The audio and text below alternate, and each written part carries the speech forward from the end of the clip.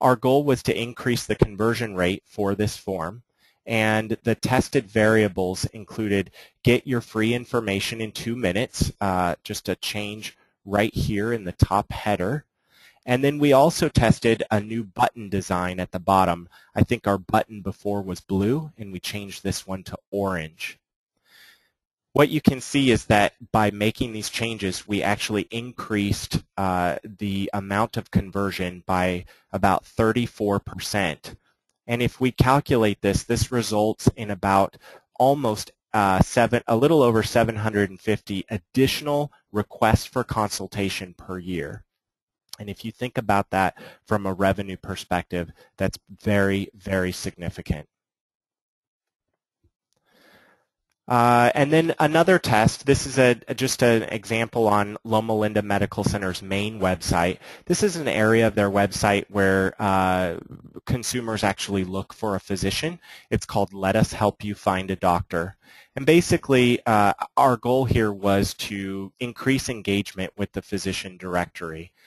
We ran this test from early May to January. So you can see in this example, this may be a page that isn't traversed or traveled, visited as much as one of the other pages. So the test took a little bit longer. The variables we tested included bolding the text and increasing the size of it, and then also changing the background color of the area to a sort of a salmon or an orange color. What we found is that the winning creative actually resulted in about an 18 or 19% increase. So we actually found by making these minor changes, we actually were able to engage the consumer in a better way. I think another thing to point out here is that these learnings can be applied to other materials as well.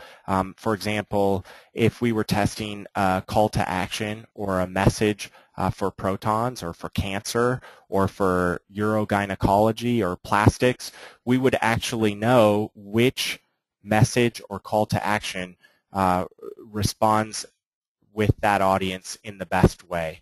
So if we were changing a tagline or a call to action with that particular audience before we print thousands of brochures or before we put up a billboard, we could actually test it online, find out what that audience prefers, and then apply those findings from online to the offline world. Maybe it's a radio commercial, a billboard, could be brochures. So there's really a long life to doing testing online to applying those results to offline. And finally, in my last example here, we have another change to the Let Us Help You Find a Doctor form. This particular test was about a month long or a little less, and basically our goal was to increase the number of submissions to this Let Us Help You Find a Doctor page. The variables that we test included intro text, which you can see here, just making it more clear and concise, adding a drop-down for the date of birth, and then also making the insurance type a drop-down box rather than check boxes. You can see the significance in the winning creative. We had a lift of 104%, which is quite substantial. And you can see that testing really can help you make big changes on your website that result in dramatic increases in conversion.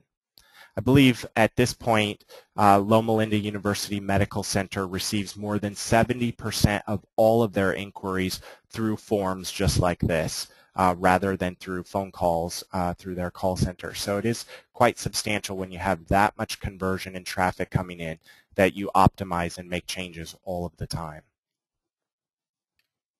So applying the testing findings, really you can take different copy and messaging and apply it in areas that aren't necessarily online. Like I said, billboards, radio, ads, different areas. You can also, it can also help guide your decision on what channels you're going to do marketing in, how you buy lists, and to which consumers you're marketing to. And it can also help you in your public relations and advancement efforts because you know how to speak, communicate, and market to these these various consumers based on the testing that you're doing. So how do you get started with multivariate testing? I'm going to go through just a few things maybe that will help you get jump started, and then I'm going to hand it back to Tawny, and then we'll go through some questions and answers. So really, testing needs to be a part of your culture, and you need to introduce it as one of the pieces of your online marketing plan. You can, as part of your marketing planning, define your testing goals, your metrics, and your overall test strategy. You can actually bring in your physicians and various stakeholders throughout your organization and ask them what things they're thinking about changing or that they would like to change so that you can include them in part of your test planning. Always begin with A/B testing first, the simplest testing, and then go to more complex testing. Start with less visible areas of your website and seek to uncover big items first, changing buttons, changing colors, maybe changing navigation, and doing so in a way that's still in line with your brand guidelines or with your identity guidelines so that you don't ruffle feathers within your organization. Some challenges that you can expect, we talked about a few of them from the Forrester report, but this is going to be a strain on your left brain. You're really going to have to be creative and come up with tests that will affect your website substantially. Prioritize the tests can become quite a challenge. So you're going to have to work with various stakeholders within your organization, work with your account executives or different people on your team to determine what's most important to test with the different initiatives you have going on in your marketing department. Making sure you have clarity and accountability is a key factor in doing testing. Really, it needs to be owned by 1 or 2 people at the most, and you want to make sure that everyone's in alignment and agreement about what you're testing, when you're testing, and how you're testing, so that they know that once a test starts, changes can't be made to those pages until the test is complete. So having everyone on board and really one person who can be accountable for it is very important.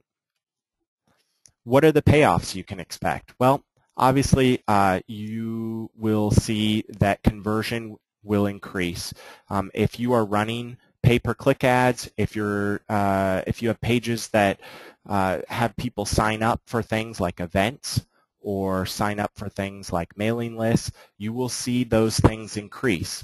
There are times when we run tests and we actually see decreases because for whatever reason our control is actually functioning better. While that happens few and far between, it does happen, and when you see that happening, you can end the test early and move on.